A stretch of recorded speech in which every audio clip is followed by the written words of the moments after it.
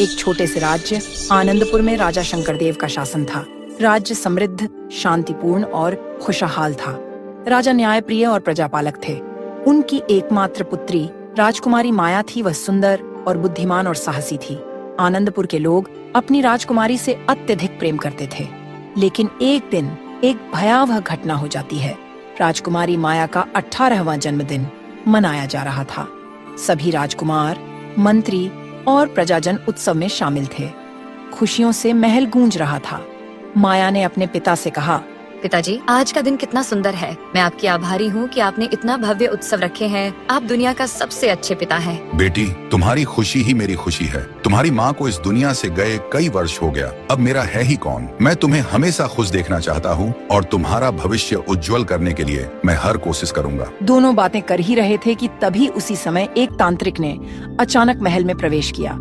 सभी लोग चौंक गए। राजा ने क्रोधित होकर कहा, तुम यहाँ कैसे आए? तुम्हें एक बार में बात समझ नहीं आती क्या? तुम्हें तो धक्के मारकर राज्य से बाहर निकाला गया था ना। क्यों तुम हमेशा सभी को परेशान करते रहते हो? अगर तुमने अब नहीं माना तो मैं तुम्हारे मुंह पर काला रंग और चूना लगाकर पूरे राज में घुमाऊंगा। राजन, तुमने मुझे अपमानित किया, मेरे ज्ञान का मजाक उड़ाया। इसका परिणाम तुम्हें भुगतना पड़ेगा। अब मैं तुम्हें और तुम्हारे राज्य को श्राप देता हूँ। तुम्हें हमारे राज्य से क्या वैर है? क्यों हमें नुकसान पहुँचाना चाहते हो? अगर तुमने हमारे राज्य को जरा भी नुकसान पहुँचाया तो तुम्हें सूली पर चढ़वा दूंगी। राजकुमारी की इतनी बात सुनकर तांत्रिक और क्रोधित हो जाता है और तांत्रिक राजकुमारी को देखकर बोलता है, हे राजकुमारी, तुम जिस अकड़ में बोल रही हो वह तुम्हारे लिए अच्छा नहीं है। जा, मैं तुझे श्राप देता हूँ कि तुम्हारी सुंदरता तुम्हारे लिए अभिशाप बन जाएगी। जब तुम 19 वर्ष की हो जाओगी तो तुम्हारा रूप राक्षसी में बदल जाएगा और पूरा राज्य अंधकार में डूब जाएगा। नहीं नहीं, ये नहीं हो सकता। हे तांत्रिक, तुम ऐसा मत करो। मैं तुम्हारे आगे हाथ जोड़ता हूँ कि तुम मेरी प्यारी बेटी को श्राप मत दो। राजा तांत्रिक के सामने बहुत गिड़गिड़ाते हैं।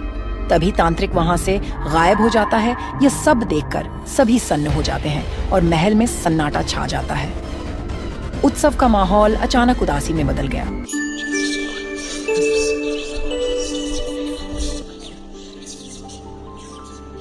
कुछ साल बाद जब राजकुमारी 19 साल की हुई तो राज्य में संकट सा आने लगा और राज्य में भूखमरी आने लगी। मंत्री जी, ये हमारे राज्य को क्या हो गया है? कुछ समझ नहीं आ रहा कि हमारे राज्य में इतनी परेशानी क्यों हो रही है। महाराज, लगता है कि हमारे राज्य में कोई संकट आने वाला है। फिर अगली रात को राजकुमारी जब सो रही होती है तभी वह अचानक एक राक्षसी में परिवर्तित हो जाती है और वह राजमहल से बाहर गांव में जाती है।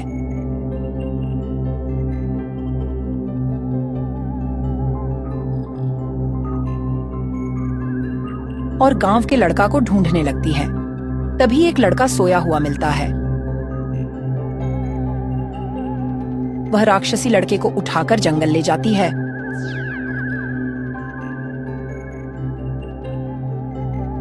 और मार देती है।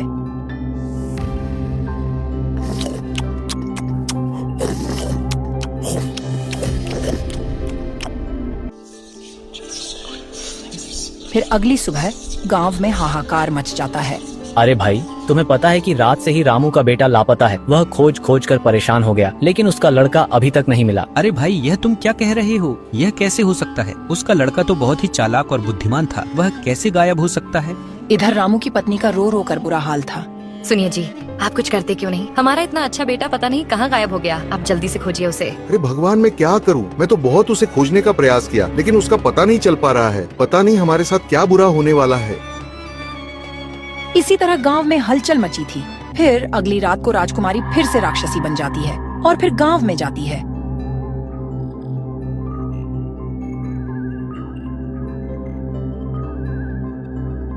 और गांव वालों को खोजती है मगर कोई नजर नहीं आता है। तभी एक बूढ़ा आदमी चारपाई पर सोया हुआ नजर आ जाता है। वह उसका गर्दन दबा लेती है और जंगल में घसीटते हुए ले जाती है और उसे भी मार देती है और उसके पैर को खाने लगती है। अब तो मैं इसी तरह सबको मार डालूंगी और सबको मार कर खा जाऊंगी। अब मेरा ही इस दुनिया में राज चलेगा।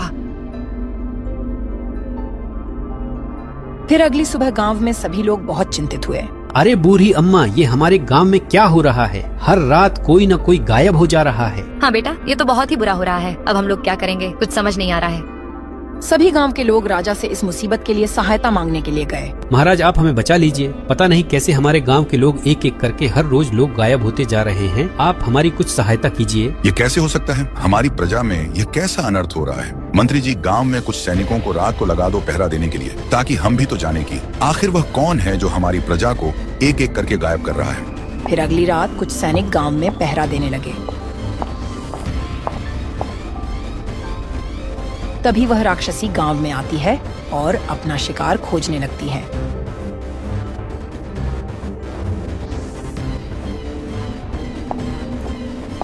तभी वह एक सैनिक को देख लेती है और सैनिक को मार देती है। यह सब एक दूसरा सैनिक छुपकर देख रहा होता है। वह डर के मारे कुछ नहीं बोलता है। फिर अगली सुबह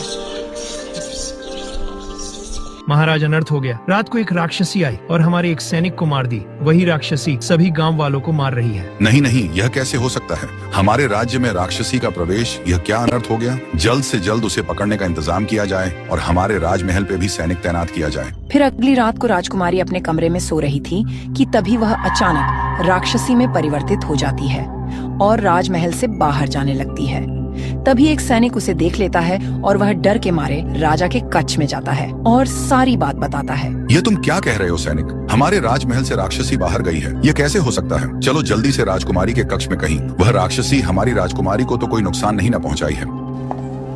फिर वह दोनों राजकुमारी के कक्ष में जाते हैं। वह लोग देखते हैं कि राजकुमारी अपने कक्ष में नहीं थी। राजा यह देखकर बहुत चिंतित हुआ। सैनिक, यह क्या? यहाँ तो राजकुमारी है ही नहीं। राजा साहब, लगता है कि राजकुमारी ही राक्षसी बन गई है और वही सबको मार रही है। हम लोग को यहीं छुपकर उनका इंतजार करना होगा। हाँ सैनिक, तुम सही कह रहे हो, लेकिन ये कैसे हो सकता है? लगता है कि यह वही तांत्रिक का श्राप है जो राजकुमारी को राक्षसी बना दिया है। राजा समझ जाते हैं और वह छुपकर राजकुमारी का इंतजार करने लगते हैं। इधर राक्षसी गांव में जाकर एक औरत को उठाकर जंगल ले जाती है और उसे भी मार देती है और कुछ देर में महल वापस आती है और अपने कक्ष में चली जाती है।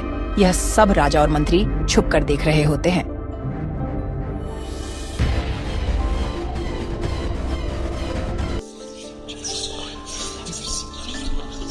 फिर सुबह को राजा राजकुमारी के कक्ष में जाते हैं तो देखते हैं कि राजकुमारी अपने असली रूप में हो गई थी।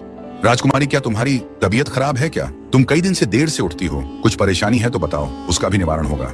पिताजी, पता नहीं मुझे क्या हो गया है। मैं जब रात को सोती हूँ तो मुझे बुरे बुरे सपने नजर आते हैं और जब सुबह को उठती हूँ तो मेरी शरीर बहुत दर्द करती है। राजा राजकुमारी की बात सुनकर समझ जाते हैं कि राजकुमारी अपने होश में नहीं रहती है, इसीलिए वह सभी को मारती है। राजा डरते हुए राजकुमारी से सारी बात बताते हैं। पुत्री, मैं तुम्हें बहुत ही दुखी के साथ कहता हूँ कि तुम एक राक्षसी बन गई हो और तुम ही गांव के लोग को मार रही हो, और यह बात तुम्हें पता नहीं चल पा रही है क्योंकि तुम रात को ही राक्षसी बनती हो और गांव वालों को मारकर वापस अपने कक्ष में चली जाती हो। फिर सुबह को तुम असली रूप में हो जाती हो, इसीलिए तुम्हें पता नहीं चल पाता है। पिताजी, आप ये क्या कह रहे हैं? यह कैसे हो सकता है? मैं तो बिल्कुल सही हूँ। पुत्री, तुम रात को एक राक्षसी में परिवर्तित हो जाती हो और गाँव में जाकर सभी गाँव वालों को मारती हो। पिताजी, आखिर मैं राक्षसी कैसे बन जाती हूँ? पुत्री, तुम्हें जो तांत्रिक ने श्राप दिया था उसी का श्राप लग गया है तुम्हें। राजा अपने राजगद्दी पर बैठकर सभी लोग को सारी बात सच सच बताते हैं। यह सब बात सुनकर सभी लोग बहुत चिंतित हुए।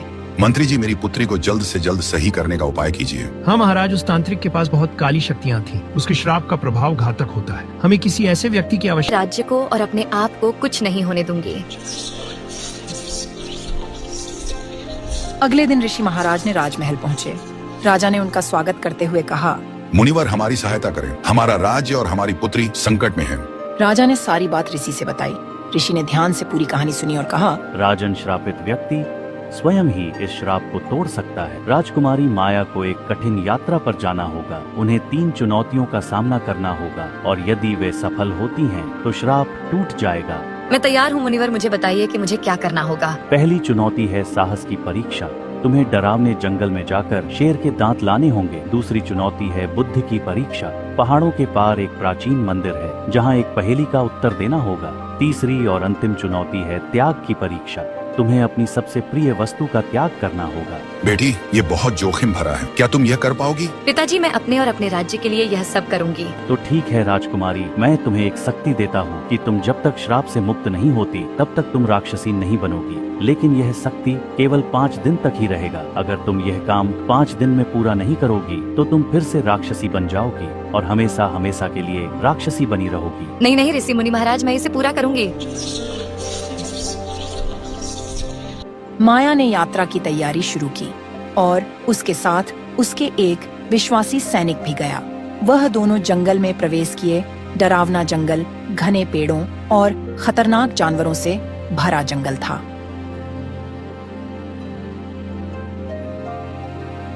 रास्ते में उन्हें कई बाधाएं मिली। राजकुमारी साहिबा, हम सावधानी से आगे बढ़ेंगे। शेर का गुफा इस जंगल के मध्य में है, हमें तैयार रहना होगा।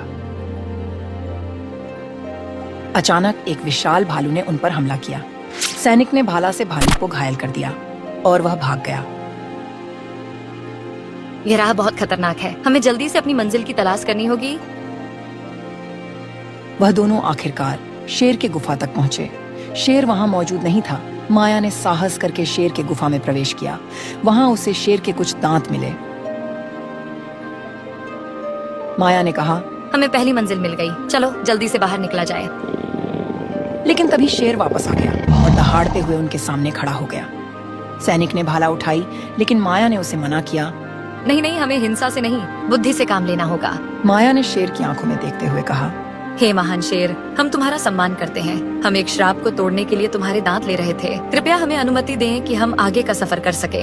शेर ने कुछ पल तक राजकुमारी को देखा, फिर शांत होकर वहां से चला गया। सैनिक ने आश्चर्य से कहा, यह तो चमत्कार है। आपके साहस और दया ने शेर को भी प्रभावित किया। साहस और सम्मान से हम किसी भी बाधा को पार कर सकते हैं। फिर वह दोनों दूसरी चुनौती के लिए निकल जाते हैं।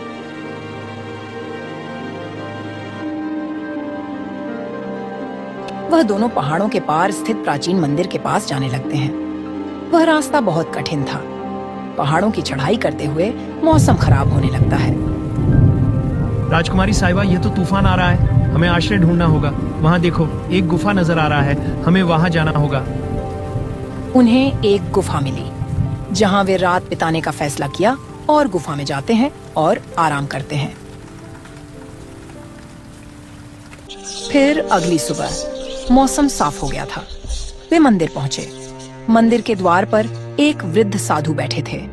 वह साधु ने कहा, हे पुत्री, जो यहाँ आते हैं उन्हें पहेली का उत्तर देना होता है। क्या तुम तैयार हो? तो ठीक है। वह क्या है जो हमेशा आगे बढ़ता है लेकिन कभी लौट कर नहीं आता? माया ने कुछ देर सोचा, फिर कहा, महाराज, आपके प्रश्न का उत्तर है समय। समय ही एक ऐसी चीज है कि वह वापस नहीं आती है। सही उत्तर। तुमने बुद्धि की परीक्षा पास कर ली है, अंदर जाओ। वह दोनों मंदिर के अंदर जाते हैं। उन्हें एक प्राचीन ग्रंथ मिला जो श्राप को तोड़ने में सहायक हो सकता था।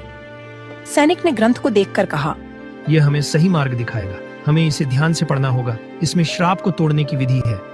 दोनों चुनौती पार करने के बाद अब अंतिम चुनौती थी जो त्याग की थी। अब राजकुमारी को अपनी सबसे प्रिय वस्तु का त्याग करना था। मेरे लिए सबसे प्रिय क्या है सैनिक? मुझे कुछ समझ नहीं आ रहा। आप तो बहुत दिन से हमारे सैनिक हो। क्या तुम्हें कुछ समझ आ रहा है कि मेरे लिए सबसे प्रिय वस्तु क्या है? राजकुमारी साहिबा, आपके पास वह हार है जो तुम्हारी माँ ने तुम्हें बचपन में दिया था। वह हार उसकी माँ की अंतिम निशानी थी। राजकुमारी साहिबा, त्याग आसान नहीं होता, लेकिन यह हमारे लक्ष्य के लिए आवश्यक है। अगर मेरे इस त्याग से श्राप टूट सकता है तो मैं इसके लिए तैयार हूँ। उसने हार को एक वेदी पर रखा। अचानक एक तेज प्रकाश फैला और एक दिव्य आवाज आई, तुमने त्याग, साहस और बुद्धि का परिचय दिया है। अब तुम्हारा श्राप टूट गया है। अब तुम और तुम्हारे राज्य के लोग सुखी रहेंगे। माया ने राहत की सांस ली और सैनिक ने उससे कहा, राजकुमारी साहिबा, आपने महान कार्य किया है। हमें आप पर गर्व है। अब राजकुमारी का श्राप टूट चुका था। राजकुमारी और सैनिक आनंदपुर वापस लौटते हैं।